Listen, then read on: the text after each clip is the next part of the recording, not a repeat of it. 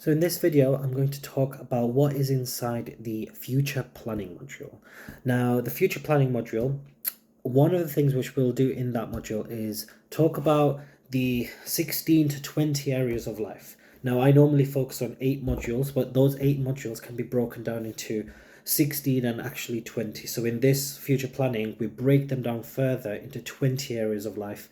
And I show you how you can make short-term plans, medium-term plans, and long-term plans, and the actual correct method of how to do that.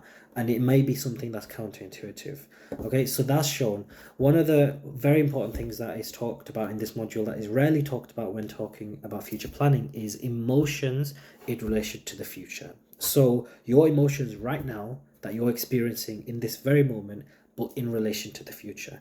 That is a concept related to future planning which is very much overlooked, and it's so important because we have emotions in relation to the future. Human beings are one of the only beings who do. Most of the other, to be honest, all the other creations and animals and existence, they don't think about the future. They're always living in the present, which kind of is a good thing, but at the same time, human beings, we need to think about and plan the future as well. So I also talk about the difference between emotions and feelings, and there's 4 basic emotions that are talked about in relation to the future. Okay. There's other things that are talked about in the future planning, such as how to design your vision board, your affirmation list, 5 aspects of life to definitely have organized and planned at all times. And I also go through a one-to-one with one of my students in incredible detail when he fills in this tool that's inside this module on his future planning. And in that one-to-one with him, it's about an hour and a half. The entire practicality side of that comes out, and anyone who watches that will be able to fill that tool in and plan their future and come back to it once a week. It's a living document, which means that it's ever changing. But if you don't have a plan for the future, then you're unlikely to reach those plans. You're just living passively. So there's 2 types of future. There's 2 types of ways that you could behave.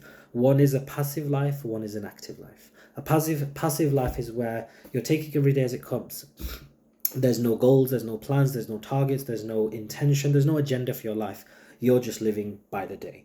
The other way, the other extreme is the active life. So active life is where you have goals, you have targets, you have intentions with your life, you have an agenda, you have a purpose that you want to fulfill. And as a result of all this, your life is headed somewhere, it's going somewhere.